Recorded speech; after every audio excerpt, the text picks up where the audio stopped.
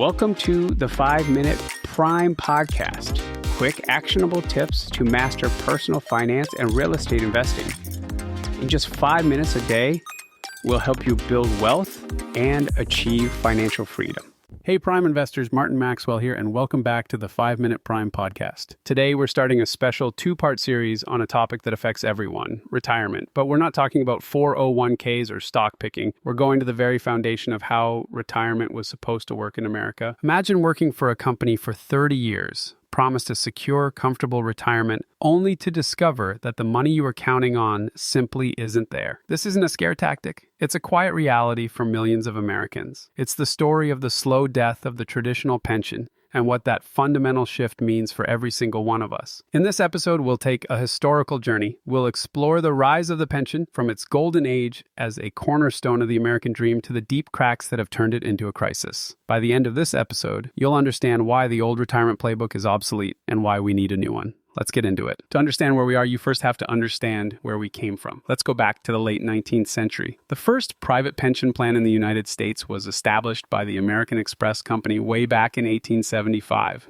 It was a revolutionary idea. Reward loyal employees with a guaranteed, specified income in their golden years. This was the era of the company man. You worked for one company your whole life, and in return, they took care of you in retirement. This wasn't just a benefit, it was a powerful incentive for loyalty and stability, both for the worker and the company. After World War II, this pension promise became a bedrock of the American dream. Strong unions and a booming industrial economy led to a massive expansion of these defined benefit plans. The deal was simple and powerful. The company took on all the investment risk. It didn't matter if the stock market went up or down. You were guaranteed a certain amount of money every month for the rest of your life. By the late 1960s, nearly half of the entire private sector workforce was covered by a pension. It was part of the social contract. Work hard, be loyal, and you'll have a comfortable, secure retirement. It was a promise written in stone. Or so it seemed. The first major shock to this system, the first sign that the promise wasn't unbreakable, came in 1963. The automaker Studebaker, a household name, terminated its employee pension plan. Overnight, more than 8,500 workers lost some or all of their promised retirement benefits. It was a devastating wake-up call that sent a tremor of fear through the American workforce. The system wasn't as secure as everyone believed, as this event and others like it spurred Congress to act. In 1974, they passed a sweeping piece of legislation called the Employee Retirement Income Security Act, or ERISA. This was a landmark law that, for the first time, set minimum standards for most private pension plans and created the Pension Benefit Guaranty Corporation, PBGC, as a federal insurance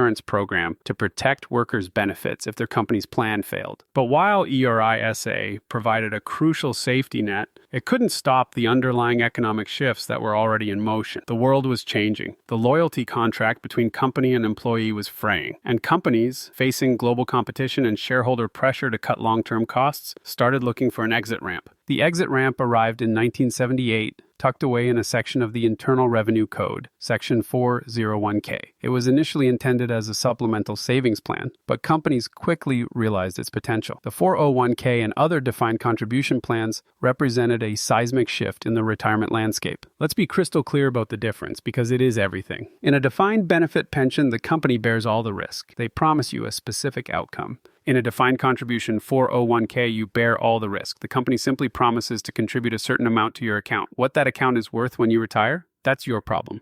The investment risk, the responsibility, the burden, it all shifted from we to you. Throughout the 1980s and 90s, the floodgates opened. Companies began freezing or terminating their expensive, risky pension plans in favor of cheaper, more predictable 401ks. The number of active pension participants plummeted, while 401k participation exploded. The promise of a guaranteed retirement income was replaced by the hope of a successful investment portfolio. This brings us to today. And for the pensions that still exist, particularly in the public sector, for state and local government workers, we are in the midst of a full-blown, slow-motion crisis. The pension time bomb is a phrase you hear a lot, and it's not an exaggeration. What's causing it? It's a perfect storm of factors that have been brewing for decades. First, people are living longer. That's great news. But for a pension fund, it means paying out benefits for more years than they ever projected. Second, birth rates are lower, meaning there are fewer active workers paying into the system to support a growing number of retirees. And the biggest factor, for years, many of these funds used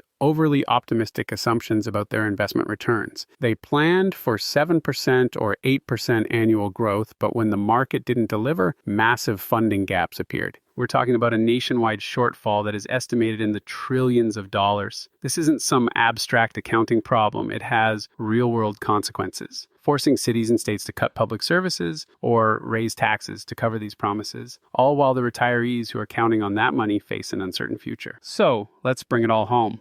The pension, once the bedrock of American retirement, is a relic of a bygone era for most of us. The promise of a secure retirement, guaranteed by an employer and professionally managed for you, is a thing of the past. This is the research phase of our Prime framework in action, understanding the macro-level shifts that create new opportunities. My point of view is this. The shift to the 401k model wasn't just a change in benefits. It was a fundamental transfer of responsibility. It placed the entire burden of saving, investing, and managing risk squarely on the individual's shoulders. This isn't a story of doom and gloom. It's a call to action. It's a recognition that the old playbook is obsolete, and we need a new one. It's time to take control of your own retirement. So, your challenge today, I want you to have a conversation.